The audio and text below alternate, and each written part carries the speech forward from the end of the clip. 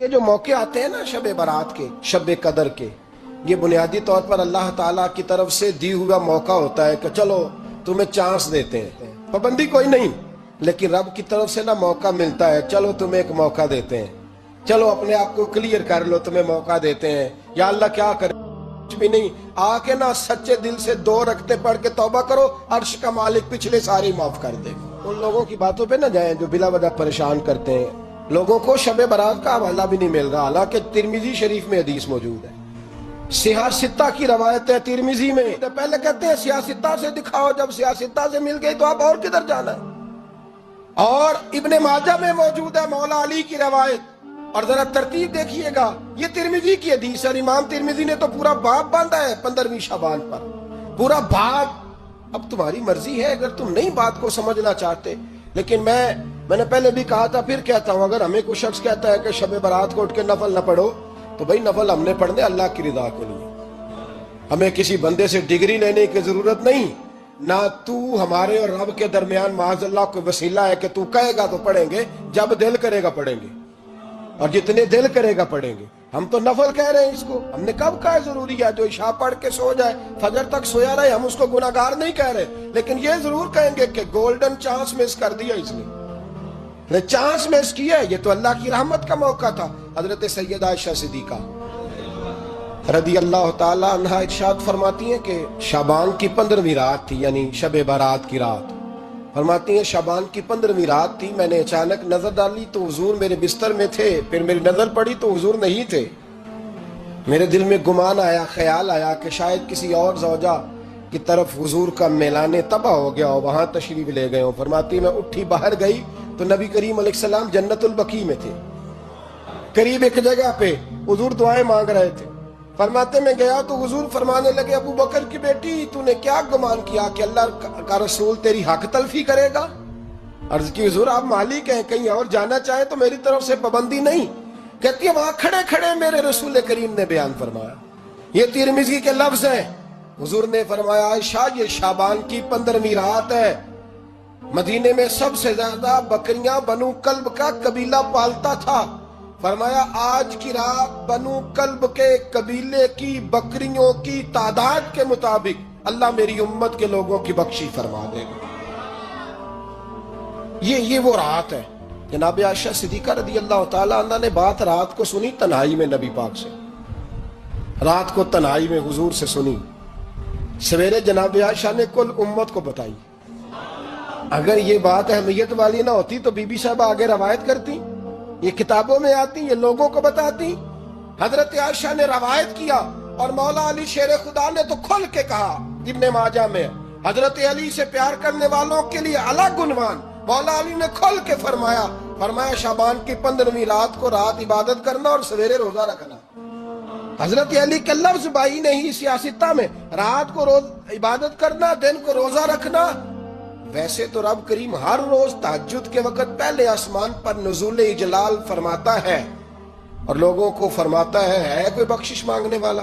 کیا انداز ہے مولا علی شیر خدا حدیث روایت کرتے ہیں، رنگ کیا ہے؟ فرمایا باقی راتوں میں نا تھوڑا سا پیکج ہوتا ہے، تھوڑا سا آخری حصے میں رات کے، شب برات کو نا رات چڑھتے ہی اللہ پہلے آسمان پر جو اس کی شان کے لائق ہے نزول اجلال فرماتا ہے، اور پہلا جملہ یہ فرماتا ہے کوئی معافی مانگنے والا؟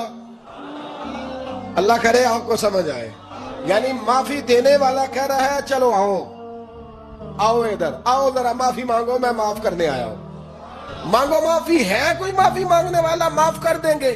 اور آپ فرماتے ہیں ہے کوئی رزق مانگنے والا؟ وہ جو بڑی درخواستیں دیتے پھرتے ہیں نا مختلف اداروں میں، وہ ایک درخواست نہ شب برات والی رات بھی دے۔ اور میں نہیں کہہ رہا، مولا علی شیر خدا فرما رہے ہیں، اور وہ خود نہیں فرما رہے، وہ نبی پاک کا فرمان نقل کر رہے ہیں، اور وہ رسول اللہ صلی اللہ علیہ وسلم کی بات نہیں بیان کر رہے، وہ کہتے ہیں رب فرماتا ہے کوئی روزی مانگنے والا؟ سارے سیٹھوں نوابوں جاگیرداروں کے پاس جا جا کے تھک گئے ہو، ایک دن میرے کہنے پر، ایک رات، ایک دیہڑی ذرا شب برات والی لگا کے تو دیکھو۔ تو میرے رسول پاک علیہ السلام نے ہمیں یہ میسج دیا، پیغام دیا، فرمایا اس رات جو اولاد مانگے گا رب اسے بھی عطا فرمائے گا، اس رات جو اللہ سے بخشش مانگے گا اللہ اسے بھی دے گا، اس رات جو رب کریم سے عزت مانگے گا اللہ اسے بھی عطا کرے گا۔ شارحین نے لکھا اس رات جو رب سے پردہ پوشی مانگے گا اللہ اسے پردہ پوشی بھی عطا کرے گا۔ جو جنت کا سوالی ہوگا رب اپنے فضل سے عطا فرمائے گا۔ کوشش فرمائیں، کوشش فرمائیں۔ 10 محرم کو ہمارے ہاں لوگ جاتے ہیں قبرستان، وہ کسی حدیث سے ثابت نہیں، میں منع نہیں کر رہا، جائیں 9 محرم کو جائیں، 10 کو جائیں، 11 کو جائیں، 8 کو جائیں، سفر میں جائیں، ربیع الاول میں جائیں، قبرستان میں جب بھی جائیں، منع نہیں ہے، لیکن شب برات والی رات تو خود رسول کریم گئے ہیں نا قبرستان۔ اب جو بات میں نے سمجھانی ہے اس کو سمجھیں، نبی پاک کی والدہ کا مزار نہیں ہے وہاں جنت البقیع میں، حضور کے کو بھائی بہن، حضور کیا کرنے گئے؟ امت کی بخشش کے لیے گئے۔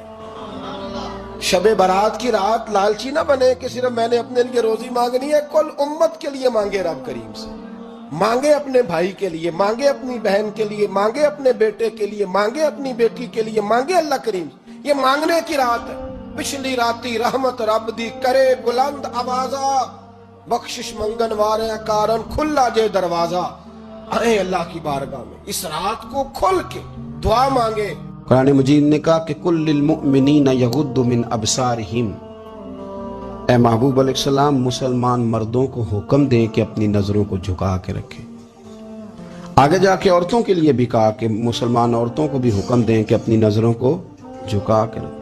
یہ جو نظر ہے نا، اللہ کے پیارے رسول علیہ السلام نے فرمایا یہ شیطان کے تیروں میں سے ایک تیر ہے، شیطان کے تیروں میں سے ایک ہے۔ یہ تیر جو ہوتا ہے نا یہ بس نکلتا ہی ہے، دوبارہ واپس نہیں آتا، اور جہاں جاتا ہے جا کے لگ جاتا ہے۔ یہ جو نظر ہے نا، نظر یہ گمراہ کر دیتی ہے، پہلے نظر بھٹکتی ہے پھر ذہن بھٹکتا ہے۔ کہا نظریں جھکا کے رکھو، جھکا کے۔ کیا کرے؟ مرد کو یہ کہہ دیا جائے نظر جھکا کے رکھ۔ ہمارے ہاں تو بہت سارے لوگ ہیں جن کے اندر ایک لیڈر پایا جاتا ہے، انہیں تو گلی سے گزرنا، ادھر بھی دیکھنا ادھر بھی دیکھنا، سلوٹ کرنے، سلام کرنے، کی حال ہے، کیسے ہو، کدھر ہو، تو اندر ایک لیڈر ہے، تو وہ لیڈر تو نظر جھکانے نہیں دیتا۔ ہم نے تو کمان کرنی ہے پورے علاقے کی۔ حکم یہ ہے کہ نظریں، ایک صحابی فرماتے ہیں کہ نبی پاک صلی اللہ تعالی علیہ وسلم نے ہمیں رستوں میں بیٹھنے سے منع کیا، تو ہم نے عرض کی یا رسول اللہ صلی اللہ علیہ وسلم کئی دفعہ مجبوری ہے، گزارنے نہیں ہوتا، رستوں میں بیٹھنا پڑتا ہے، تو حضور نے فرمایا پھر رستوں کا حق ادا کرو۔ یا رسول اللہ رستے کا حق کیا ہے؟ فرمایا ایک تو آنے جانے والے کو سلام کرو، اور دوسرا یہ کہ رستے سے تکلیف دہ چیز کو ہٹاؤ، اور پھر فرمایا کہ بھلائی کا حکم دو اور برائی سے منع کرو، اور پھر فرمایا کہ رستے کا حق ہے کہ رستے میں رہنا ہے تو نظریں جھکا کے رہو۔ پھر ایسا نہ ہو کہ ہر شخص پر آپ کی نظر پڑے، ہر شخص پر۔ رسول کریم صلی اللہ علیہ وسلم نے نظر کی حفاظت پر زور دیا، اور عورت کے لیے بھی یہ حکم ہے کہ وہ بھی نہ دیکھے غیر محرم کا چہرہ، اس کو بھی اگر شہوت کے ساتھ وہ دیکھے گی تو وہ بھی اتنی ہی مجرم ہے۔ عورت بڑی با پردہ ہے جی، بڑی با پردہ ہے، مثلا کس طرح کی با پردہ؟ کہتے ہیں برقع پہنتی ہے اور سویرے نکل جاتی ہے بازار، ہے ویسے با پردہ، آتی شام کو ہے۔ عورت کا با پردہ ہونے کا معنی یہ ہے کہ برقع پہنے اور جہاں مرضی جائے۔ با پردہ ہونے کا معنی تو یہ تھا کہ وہ ضرورت کے سوا گھر سے باہر نہ نکلے، بڑی ضرورت ہو، بڑی ضرورت جو بغیر نکلے کام ہو ہی نہیں سکتا، اس وقت وہ گھر سے باہر جائے گی۔ اب یہ کہ وہ نقاب اوڑھے اور برقعے بھی اللہ خیر کرے، ہمارے ایک بزرگ فرمایا کرتے ہیں اب تو نقاب کو بھی نقاب کی ضرورت ہے، اب تو برقعے کو بھی برقعے کی ضرورت ہے۔ آپ نے وہ سارا فیشن برقعے کے اوپر کرا لیا ہے۔ برقعے کا معنی تو یہ تھا کہ آپ نے اپنے آپ کو چھپانا ہے، کسی کی نظر نہ اٹھے، اور اگر آپ نے برقع ہی اتنا شاندار بنوا لیا ہے کہ ہر عورت کو آپ پوچھ رہے ہیں کہ یہ اس طرح کسی اور نے تو نہیں بنوایا، تو پھر پیچھے بچا کیا؟ تو میرے رسول کریم صلی اللہ تعالی علیہ وسلم نے فرمایا کہ پہلی دفعہ کسی کی کسی جگہ نظر پڑ گئی تو وہ معاف ہے، لیکن حضور نے فرمایا دوسری دفعہ جس نے نظر کی اس نے بالقصد اور بالارادہ کی۔ آپ کو بتاؤں جن لوگوں کی نظریں ناپاک رہتی ہیں ان کا حافظہ کمزور ہو جاتا ہے، جن لوگوں کی نظریں ناپاک رہتی ہیں ان کی عبادت کی لذت چلی جاتی ہے، جن کی نظریں ناپاک رہتی ہیں وہ لوگ ذہنی طور پر اور قلبی طور پر تھوڑے تھوڑے پریشان رہنے لگ جاتے ہیں۔ جن لوگوں کی نظر ناپاک رہتی ہے ان کی کیفیت یہ ہوتی ہے کہ سب کچھ ہوتے ہوئے ان کا دل اچاٹ ہونے لگ جاتا ہے۔ نظر کی ناپاکی، چونکہ یہ وہ والا نشہ ہے جس سے کبھی بھی پیٹ نہیں بھرتا، ذہن نہیں بھرتا، تو بڑی سنجیدہ عمر تک بھی معاذ اللہ تعالیٰ یہ گناہ بندے کا پیچھا نہیں چھوڑتا۔ نظر کی صفائی، میرے نبی پاک علیہ السلام نے فرمایا، مسند امام احمد بن حنبل میں کیا خوبصورت لفظ ہیں، حضور نے فرمایا تیری نظر اگر کسی جگہ پڑ گئی تو واپس کر لے اور اللہ سے ڈر جا۔ تو نے اللہ سے ڈر کے اس نظر کو واپس پھیر لیا، تیرا وہ واپس پھیرنا اللہ تیرے لیے عبادت بنا دے گا، اور عبادت بھی وہ جس کے اندر اللہ تجھے لذت عطا فرمائے گا۔ عبادت بن جائے گا، اور عبادت بھی وہ جس کے اندر اللہ تعالی لذت پیدا کر دے گا، تجھے قرار نصیب ہوگا کہ میں نے عبادت